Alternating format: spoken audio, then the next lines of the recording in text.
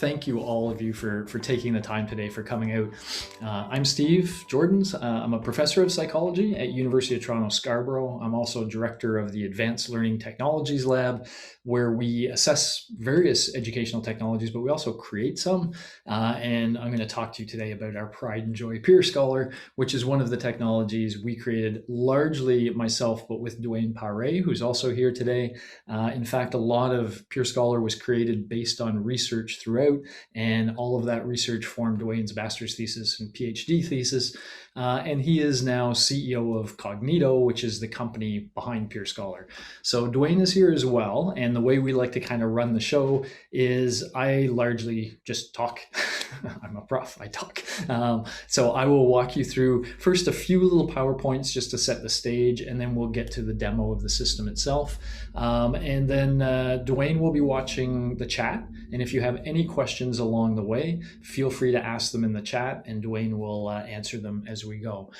So just as context, by the way, Ryerson is piloting PeerScholar this year. It's available already now, but it will be available in the fall and winter terms as well. And the hope is on both of our sides that we get as many of you trying it out as possible, so that Ryerson has a really good idea of the value that PeerScholar brings, and then therefore is in a much more informed position in terms of whether they want to continue long-term use or anything like that. Oh, wow, I've got a direct message in the chat from someone who was one of my students at UTSC. Excellent, cool. Cool, Maria. So yeah, just to sort of frame things then, because the hope here is that you'll think along with us, and that maybe you'll consider using PeerScholar in your course context. So just want to kind of give you a sense of where it might fit, why you might want to do that, and then mostly we're just going to kind of walk you through what it would look like, how it works. All right, so let's jump right into that then. Okay, so when we did have the whole online craziness when the pandemic first started, a lot of us really focused on these first two, we could call them pillars of a course, I guess. Presenting our course content in some way to students. So how do we do that? And then at the end of a course, assessing how much of that information kind of stuck with students. So that final assessment. And we spent a lot of time and aggravation trying to figure those pieces out. The piece I'm going to focus on now is sort of the third pillar of any good course, in my opinion. And that's around the activities we ask students to do with the information they're learning. So they're learning from you, they're learning from the textbook, they're getting all these concepts and ideas, but then every now and then we say, okay, now we want you to use that information in some active way to usually produce some form of composition. And, for us, this is where the real pedagogical opportunity exists, because sort of two good things happen here. One is when people work with the information, they tend to see it in different ways, and they see the connections between different bits of information. So they're actually getting a deeper concept learning. They're really understanding things at a deeper level, which is cool. At the same time, all of that work that they're doing with the information to produce the composition usually involves things like critical thought and creative thought and communication skills. And so these are skills critical to their future success. And so they actually they get practice with these skills while they do these activities, which is really important for developing skills, as we'll talk about. PeerScholar, as you'll see, what we try to do is take that context and kind of supercharge it. We try to say, okay, if they're going to get practice with these skills, how can we put them through a process that will give them the optimal practice? And that's what we're really going to get to. But let me tease that a little bit. I'm going to throw all these concepts out here for a moment. These are all things you may have heard about in the science of learning literature, that it's great to use assessment as a learning tool because students are really engaged when they're being assessed, so they're ready to learn. Students prefer things that they drive, that are centered around them. We have what's called discovery-based learning here. We're giving students some autonomy to kind of figure things out as they go. It's active learning because, as you'll see, they're very involved. And it's critically formative learning. And what we mean by formative learning is it's not really going to be produce something and then you'll get graded on it. There'll be that sort of sense, but it'll be more teaching them how to improve something, based on feedback they get, how they can actually improve their work. And that's called formative learning, and it seemed to be very powerful. But sort of, we have all these buzzwords we could connect to this. Here's the buzzword that we really kind of embrace ourselves, which is this one: skills. Um, the way we frame this and the way we think of this and where it's all coming from us is when students graduate, they go into this uncertain job market. And there's a lot of evidence that the best thing we can do for them to prepare them for that uncertain job market is to try to make sure their critical thinking, their creative thinking, their communication, their collaboration, all of these soft skills, if you want to call them that, 21st century skills, that they are as strong as they can be, because those are the skills that will ultimately help them succeed in any context. I tell my students, critical thinking will help you be a really good employee and within some corporate context. It will also help you choose your life partner well. And think about that decision and how important that is to the rest of your life. Good critical thinking helps you. So these are general skills for success in life. And that's really what PeerScholar is trying to optimize, is that skill development. And so just to be clear about this point, I was trained as a cognitive psychologist, as was Dwayne, before we both went to the educational psychology dark side, applied side, let's say.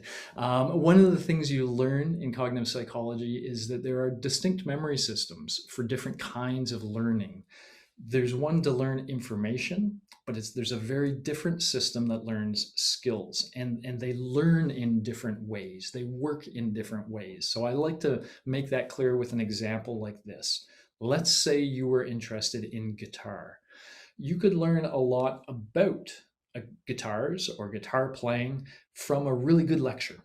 If somebody structured the lecture well and they presented it really well, you could leave after 1 hour having just sort of sat and listened, and you could walk away with a whole bunch of new information.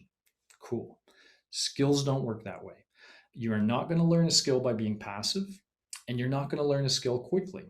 You're only going to learn a skill by exercising that skill, by engaging that skill.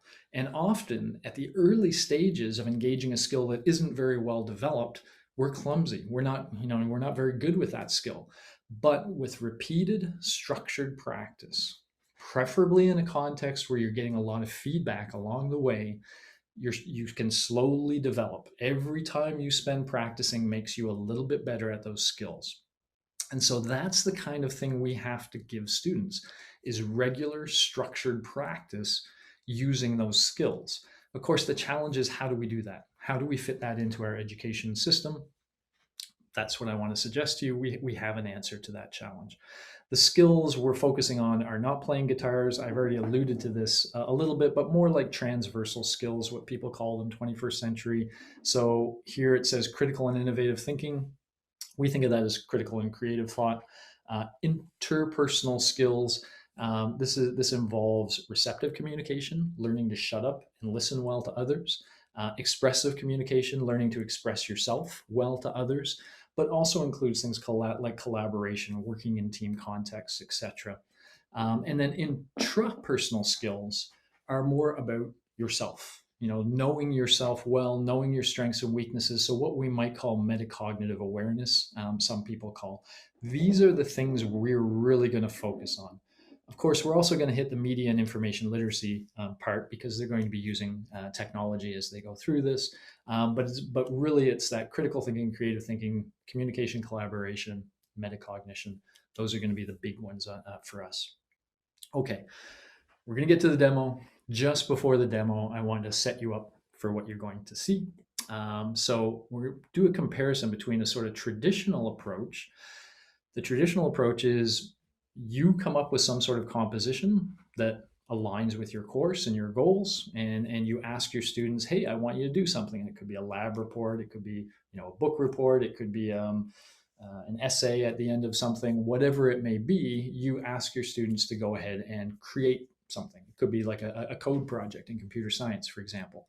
They do it, it goes to you, you see it, you grade it, you maybe give some comments, and you send it back to them. One of the things I want you to realize is how much of a I like to call it a one-way street, but it's actually two ways, right? It goes from them to you and from you back to them. But it's a very, you and them process. And we're going to contrast that with our approach, which is a little different. It starts the same. So it's called formative peer assessment. Again, you would give students a task to create some sort of composition. It could be one you already use, for example. But now there's going to be two subsequent steps that happen before their composition reaches you.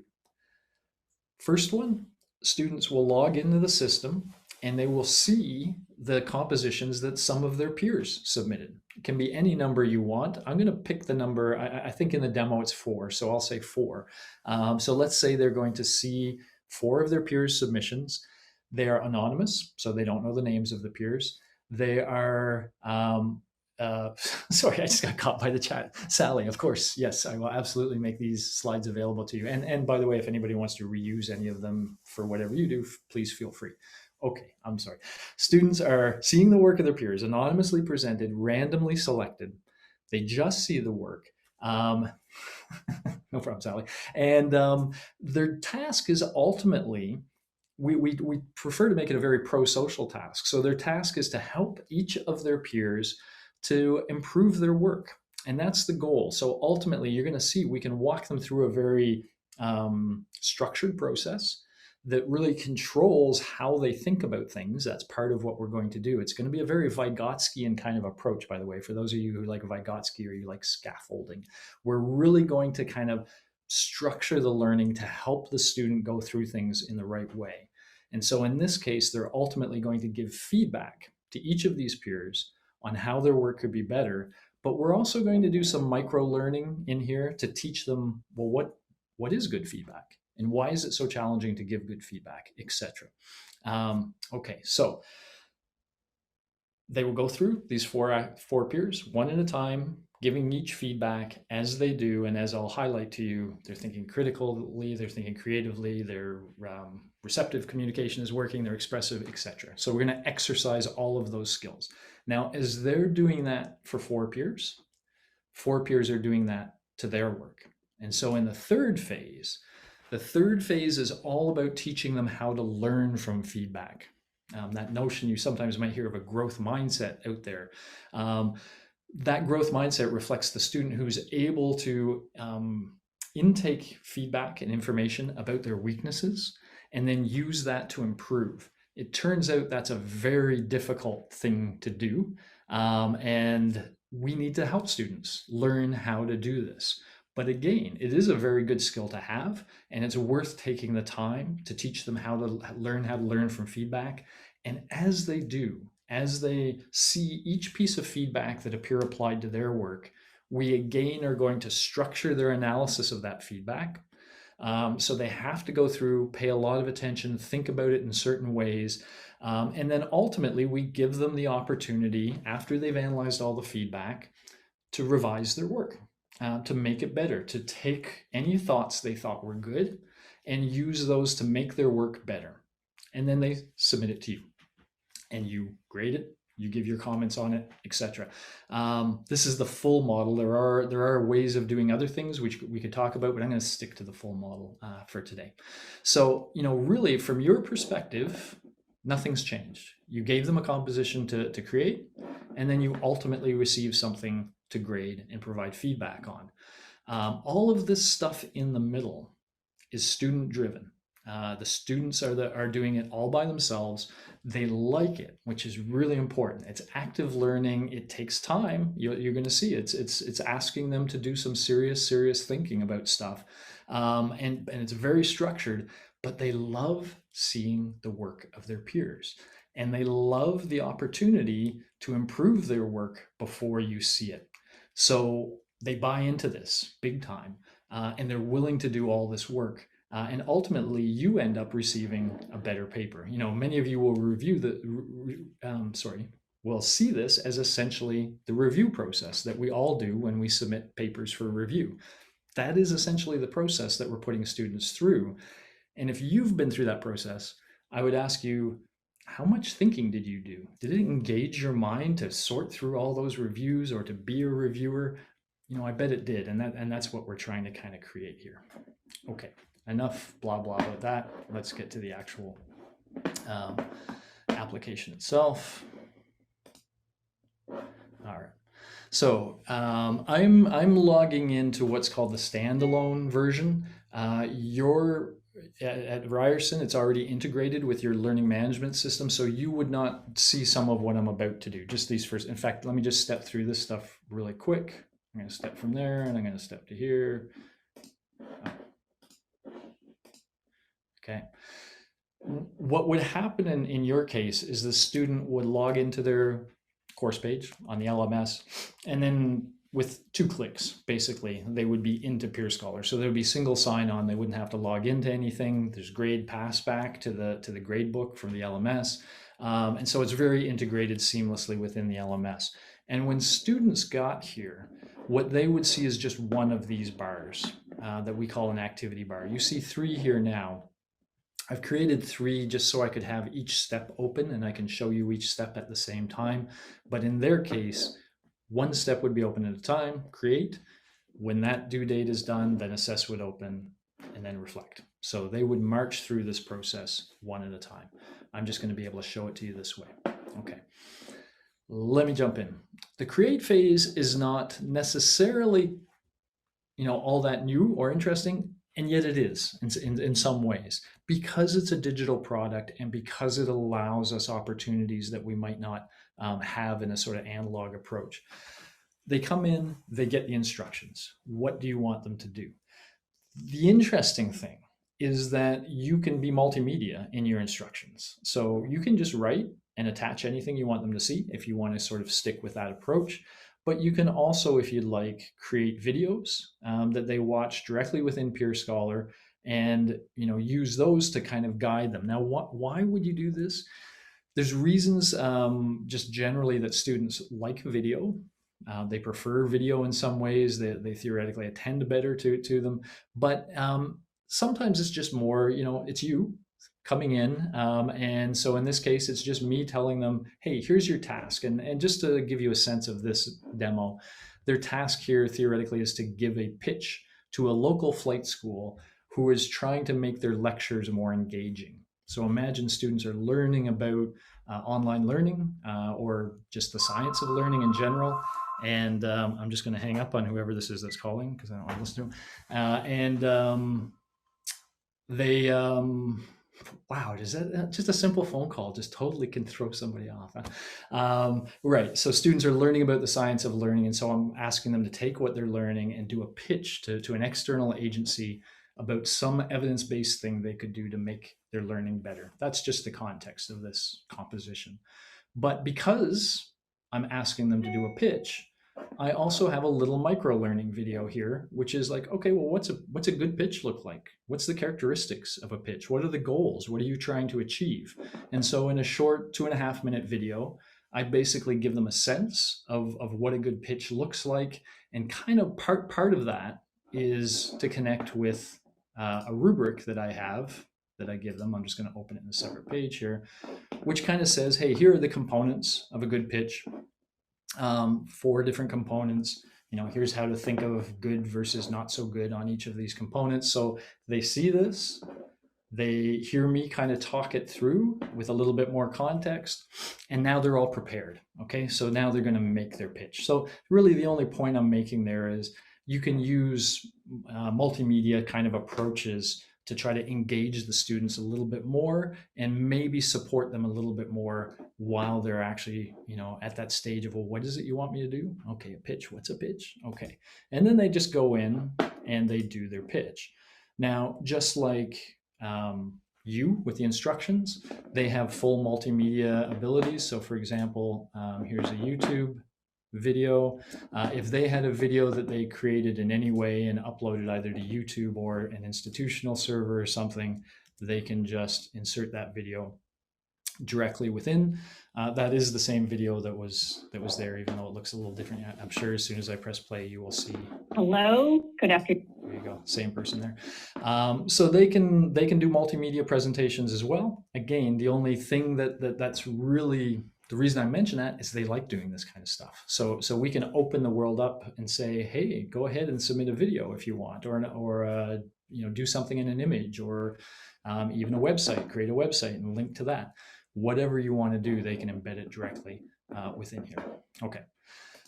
That's the create phase. Again, nothing earth-shattering other than, just a little bit more ability to do cool multimedia stuff. It really gets interesting at the assess. So just to kind of put this in context and give you a sense of how the technology is good with logistics, this is the kind of activity I would do with my 1,600 student intro psych class. And so let's imagine 1,600 students submitted their first, in this case, their pitch. And now a student comes in, clicks to log in, and they're going to be asked to give feedback to a group of students, to a set of students, as you'll see in just a moment. But once again, we start with the instructions. And in this case, by the way, we're providing a lot of these videos that I'm talking about now, and not so right now you see videos of my big head talking through this stuff. We're creating nice professional looking short animated videos. And in fact, we have an expert from OISE who's helping us with this to create sort of micro-learning in the most evidence-based way. It'll hit these same topics, but those will be videos that will come sort of prepackaged, so that if you want to just use our stuff to help instruct students on how to give feedback, you can. You don't have to, reinvent the wheel, so to speak. We've kind of captured the best practices in our micro learning videos that are free for you to use as part of your activities. So in this case, I just go through three things. Okay, we're asking you to give feedback to the peers. So I kind of hype them up. Hey, you get to be the teacher now. That is, you're going to go through and look at peer work and give feedback and assess it in certain ways. So why should you care about learning that? So we tell them this is a skill, by the way. Giving feedback effectively is a skill.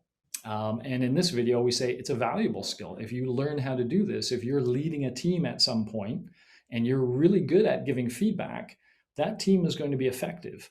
And if you're leading a team that proves to be effective, you're going to look good. You're going to be in line for promotions or opportunities, etc. And so it's a good skill to learn. Okay. Why is it so difficult? Why is it so challenging to give constructive feedback in a helpful way?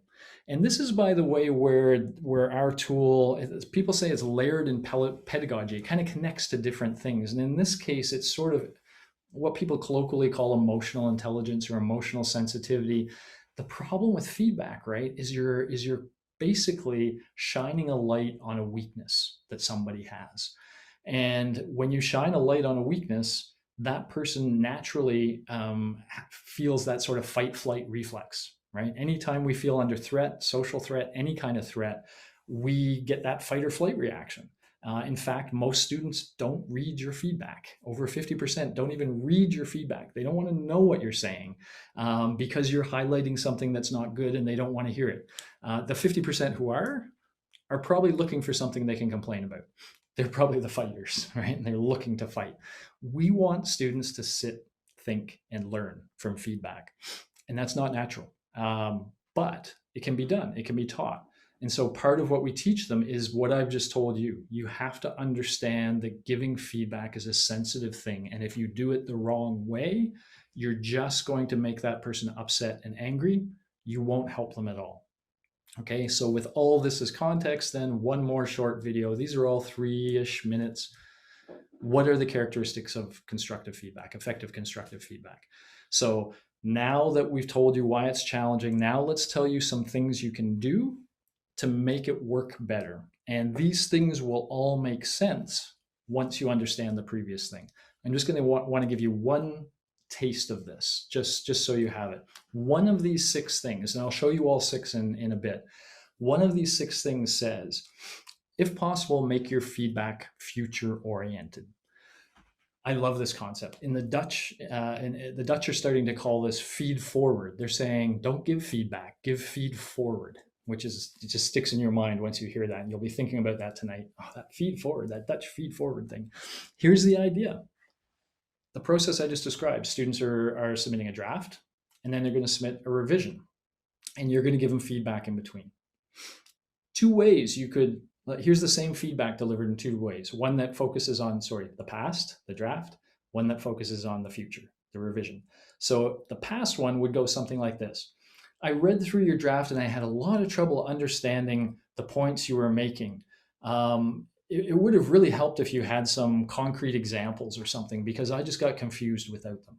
Okay, so that's fine. It's a valid point. It's good feedback, but it feels kind of ugh, versus the following. Okay, I read your draft. It was pretty good. When you're preparing your revision, here's an idea I have about how your revision could be even better. You could include some concrete examples with your points that would really make those points much clearer to the reader. Okay, so notice it's the same information.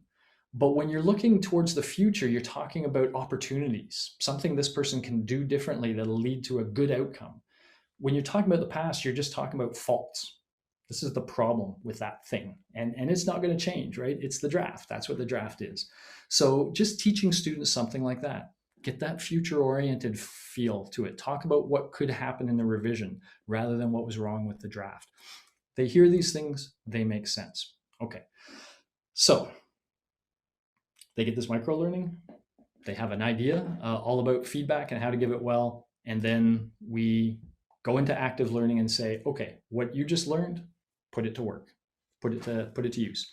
And so what I'm showing you here is an example of this student would log in and you see 4 peers here, and then you see my work. And so as we go through these are literally 4 different submissions from 4 different peers. And this is modeling a situation where the peer could choose whatever form they wanted to present. So some have chose videos, some have chose to do it in text form. And here's my work that I submitted. Okay, so the task for the student is to start at peer 1, and then one by one to go through the work and to fill out this assessment form on the right. So let's look a little bit at this assessment form. What's the first part of this? The first part of this is the pitch. I can kind of make it bigger and do this. Eventually, we're going to have words in all those to really make it match that other rubric. But for right now, they might have to jump around and go, oops, sorry, where'd that go? They might have to jump over to the rubric for a second. Come on, jump to the rubric. There we go. Read it and say, oh yeah, organization and content, that person would be a B. And then they might go back here and put B. So they can apply feedback 2 ways. I didn't show you this in the first one, and there's a reason why, and I'll come back to that. But notice here too, you can apply feedback, or they can apply feedback directly to the work. They can select some of the work and tag it right here with feedback. And so things like sentence structure or grammar or citation kinds of stuff, you can do it right on the work like that.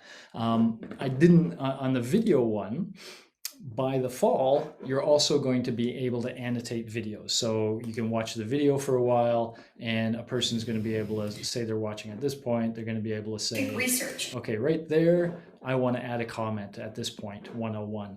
And so then the student will be able to walk through and see the comments in context. So we'll have that for both text and video by fall. For now, it's just the text in terms of directly annotating the work. But again, then they have this assessment form to fill out. And I'm going to highlight a couple things. In fact, let me just bump this up a little bit just to give you a sense.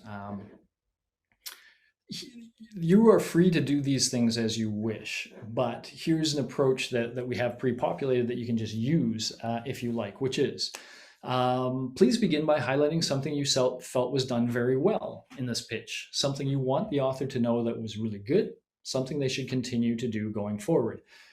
We can't forget the power of positive feedback. Students embrace positive feedback. It's very natural to engage with positive feedback and learn from it. So if they are doing something good, it's great to really, let them know, hey, your introductory sentence was really great, really caught me and got me interested, etc. So we ask students to look for something good in the work of each peer. But then this is the critical question. And I want to just kind of highlight this from that skills point of view that I started this all out with. If the student was going to change just one thing about their work, what should they change to maximally improve their work, and how should they go about changing it?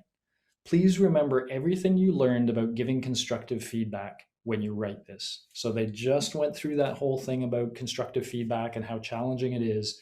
And now we're asking them, okay, read this work carefully and give this person a tip about one thing that they could fix that would really make their work better. Let's imagine what the student has to do to answer this question. They first have to use a lot of receptive communication. They have to read through this person's work to figure out, well, what are they saying and where are the points where it could have been better? Let's call those the weak points. Where are the weak points in this work?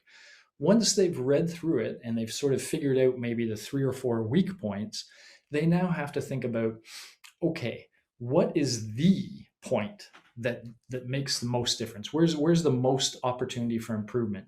So even while looking for the weak points, you're using critical thought with receptive communication. Now you have to use more critical thought to try to figure out the main weak point, but you're kind of mixing it with creative thought because it's got to be a weak point that this person can fix. So you have to try to thinking about, what is something where I see a fix they could use. And so I can tell them about that. And then once you've figured that all out, this is where the deep thinking is going on, then you have to express that all to the peer. And so that's where the expressive communication comes in. So this one question is really exercising all of those skills and ultimately asking the student to then express their perspective in a way that's emotionally sensitive to the person who's going to receive the feedback. By the way, as you'll see in a moment, every bit of feedback they give will eventually be scored by the student who receives it, and we will be able to see what those students thought of our feedback. So we're going to have a bit of a loop going here where we're going to learn how to give feedback, we're going to give feedback, and then we're going to see how our feedback was received, which is a really powerful way to learn that skill. Okay. You can also do things like the following. Sometimes when we give demos, people are worried, students will just give each other 10s on everything. You notice, by the way, it's hard, right? So first of all, I didn't even ask the student to give a grade. You can or you cannot. That's up to you.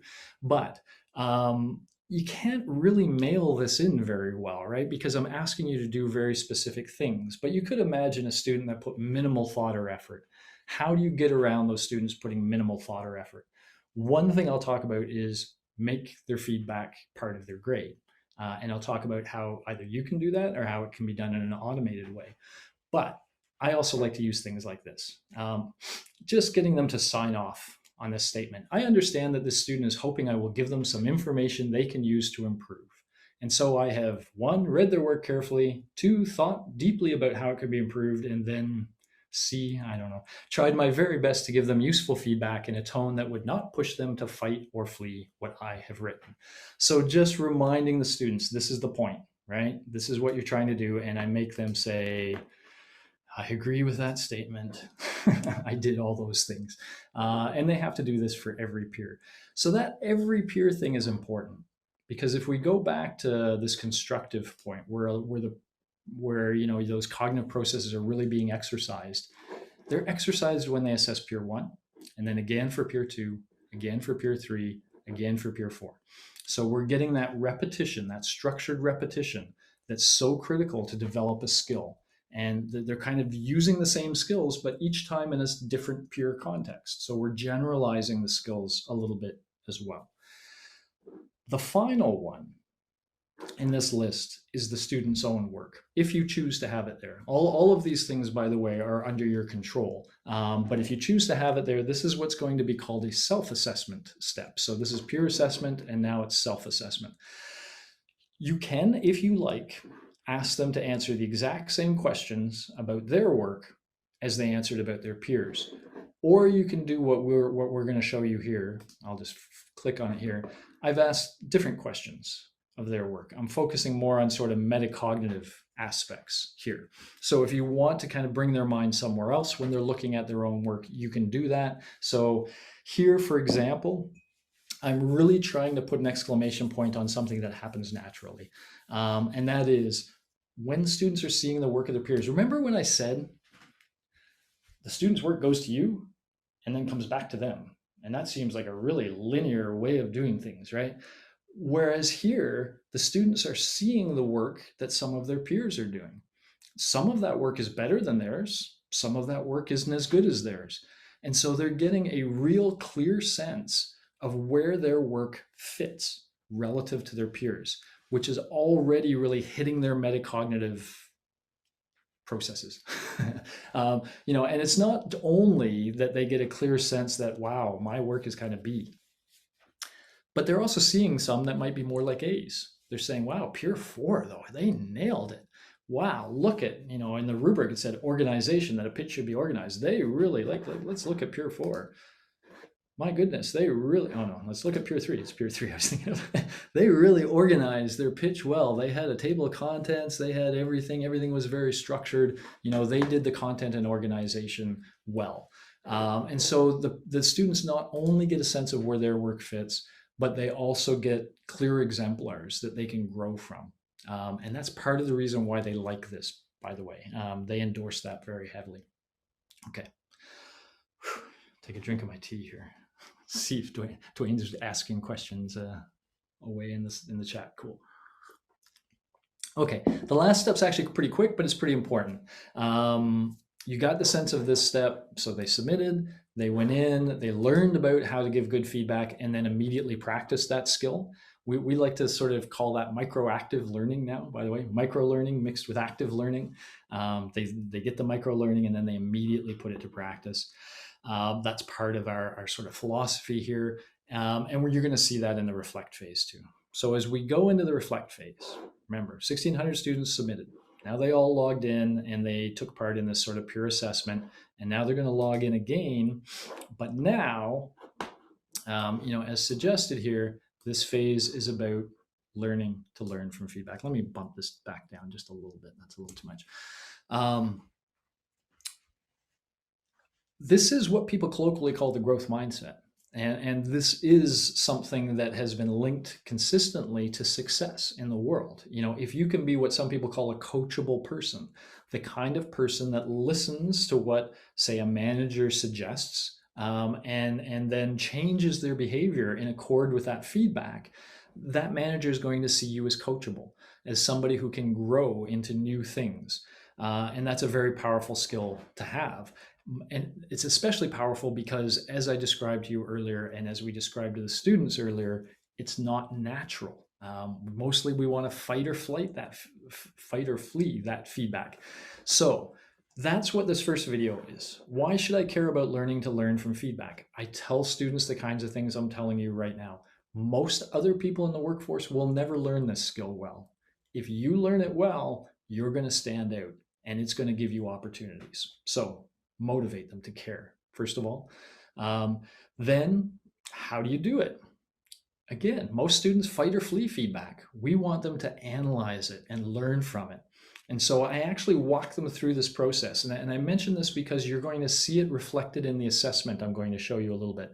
I tell them, hey, every time you engage with, not every time, but a lot of time when you engage with constructive feedback, your first reaction is an emotional one, and it's a negative emotional one. It's like, what is this person talking about? They don't have a clue or whatever. And so we tell students, hey, you're going to have a negative emotional reaction, probably. Start by kind of focusing on that and recognizing it for what it is. It's the fight or flee. Okay, that's the fight or flee. So recognize it, see it, and then once you do that, you got to push it aside. You got to say, okay, let me forget about the emotional reaction. What was this person really saying I should do? What was the actual content of forget the tone. What was the content? And is there anything there that I could use to get a better grade? And so we have to teach them that sort of two-step: feel the emotion, react to the emotion, put the emotion aside, get to the actual content. And so I talk to them about that here. And then ultimately I have a little video also saying, okay, once you've figured out these bits of feedback you think are relevant, how do you then revise? What should you be thinking about? Because students typically want to tweak. They only very seldom want to make any major changes to their work. And so I explain to them at times, you want to consider major changes, etc. So I talk to them about the revision process. Once again, all short micro-learning videos that they learn and then directly put into practice. Okay, this phase, it's like Alice in Wonderland. Everything's sort of been flipped on the other side. That's because this is now my work. Okay, so if I go from peer to peer, this is staying the same. The yellow part is changing, but the actual work is staying the same. What's actually going on here, like right now, I'm in Peer 3, I'm seeing Peer 3's direct annotations of my work here. So these are the things Peer 3 said. If I go to Peer 1, I'll see different things that Peer 1 annotated. So the first thing I can do with the feedback is I can go through and look at these annotations and see what, throughout the whole thing, what did this person say about my work? Okay, cool. Then over here is the feedback from that person. Now you can, by the way, withhold some of that feedback if you want. But in this case, I'm not withholding anything. I'm showing them this person's answer to all those questions, including this one. This was the constructive feedback. Let me pump that up just a little bit. And what this peer said to me was, hey, you might consider delivering your pitch via video. Hearing your voice might better convey your enthusiasm and expertise. Just something to consider for your final submission. Okay. Now, part of our philosophy is we don't just allow students to look or not look at the feedback. We want to really encourage them to engage with it deeply. And so the way we do that is for every piece of feedback from every peer, well, for every list of feedback from every peer, they have to do a rating. And what you'll see here is I'm aligning this with the micro-learning. So I say, okay, the first thing we told you to do was to acknowledge the emotion. So how negative or positive did this make you feel? Now, this isn't really a very pointed comment, right? This is someone just saying, oh, you might try video. So I might think, wow, that didn't really bother me a whole lot. I'm okay with that. All right. And then I do this nasty thing to students. Putting the emotions aside, what was the core piece of advice that this peer was trying to express? Can you restate it in your own words, what they thought you should change and how you might change it? This is really pushing students to go beyond the emotion and get to the content and to actually restate it in their own words. So they have to think about it in order to restate it. Again, think about the critical thought. I haven't been stressing that all along, but the creative thought, the critical thought, all of that that's going into them, doing these sort of analyses. I also ask them to assess the feedback. These are those 6 qualities that were in the micro-learning video. And so this is where we're going to close the loop on that. And so I'm basically saying, hey, how well, when you read that feedback, like for example, the comments were future-oriented. Was this comment future-oriented? Well, he was sort of saying, hey, you should consider in the future doing a video instead of a word. So it was kind of, he was sort of future-oriented, somewhere around here maybe. So you would go through and score that feedback. And again, all of the scoring, 2 things. A, can go back to the person who actually gave the feedback so they can see how their feedback was received. And B, you can, in an automated way, compute a score for everybody's feedback from this rubric. And so you could include that as part of the grade, a grade on the quality of the feedback that a person gave. Just throwing that out there. Okay, so that, that gives you the sense they would go through all of those analyses for Peer 1's feedback, but then do it again for Peer 2's, again for Peer 3's, again for Peer 4's. This is that repeated structured practice that's, again, so critical to skill development. Again, now we're in a slightly different context, right? Learning from feedback rather than giving. We always like to practice skills in different contexts. That generalizes the skill. Once they've assessed their peers, we then say, okay, here's your original work. 4 people just suggested to you ways it could be better. Go ahead, make it better. Do you think this person will create a video? Maybe not, but they could. If they took Peer 1 really seriously, they could say, you know what, I'm going to get rid of all of this writing and I'm going to replace it with a video and PowerPoints, especially if they saw other students do that and they thought, yeah, that was actually better. Then they might choose to do that. More often than not, they tweak, but they could go through here and make any changes they want. So just to give you a sense that this is a live thing, anywhere you can make any edits you want to the work. And then ultimately they can submit that. And that's what you get to see in the end, improved by this sort of whole peer review process. This is the other point where students say, we love PeerScholar because we love having this opportunity to make our work better before final submission, thanks to comments from peers. So it ends up being a very pro-social kind of thing. Whew, okay, I went on for a while there. It's 2:51 already. Dwayne's been challenged in the background. Paris my typing speed. He can't help but listen to me. I just want to mention one thing really quickly, and then I know that there may be questions, and so please continue to ask questions in the chat. Oops, sorry, what happened there? Um, I'm just going to flip to the instructor side for just a moment, because I just want to let you know that the example I showed you when you're creating one of these activities, the example that I showed you is what's called a classic activity. And that means individual students are working as individuals and they're all working off the same prompt. Um, yeah. So that's basically the example I showed you. There are other variations we allow. Case study is very powerful, but basically in the small sense, it allows you to put students in groups and control which group assesses who. So you could have just the assessment within the groups, for example, or you could have groups only assess other groups but never assess their own. So this allows you some fancy things. It's called case study because the business profs like to do this. They'll say, this class has to learn 2 cases for this upcoming activity. You're going to write about one, but you're going to assess people that wrote about the other one.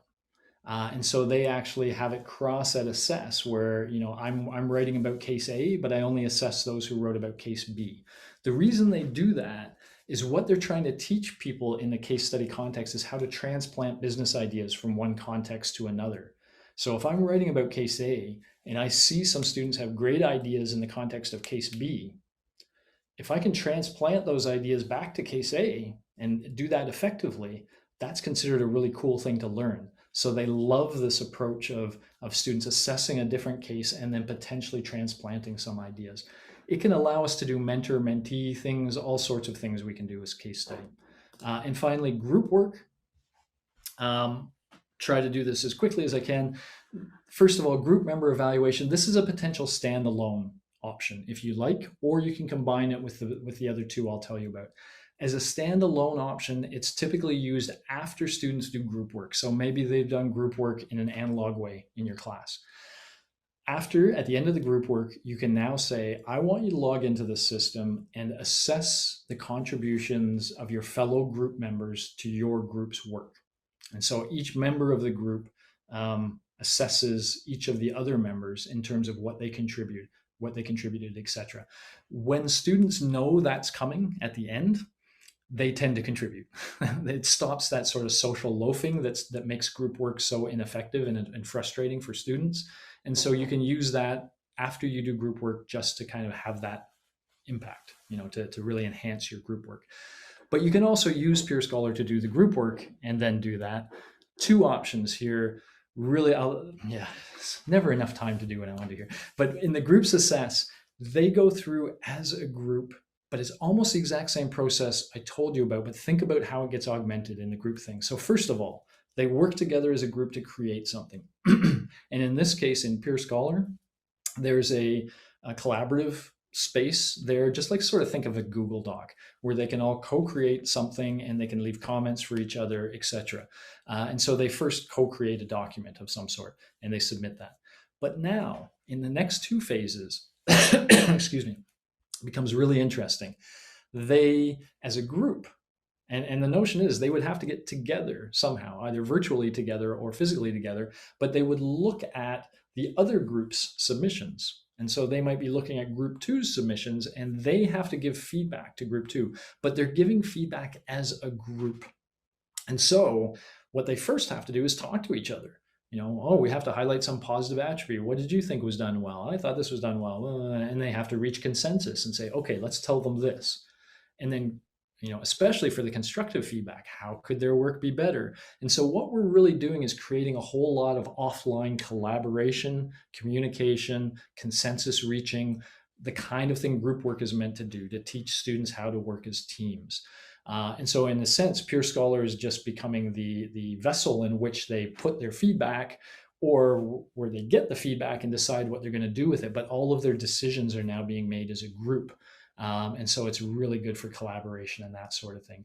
The individual assess is sort of a mix of these two in the sense that they do the group work for the create phase, but then they assess as individuals and they reflect as individuals. Sometimes this is a logistically easier process to employ. So we allow you to do it either way, keep them as groups throughout or allow them to be individuals and then follow them with that. Okay, that's a taste. There's a whole lot more I could show you about how you can compute grades and all sorts of things, but I'm going to stop there for a moment.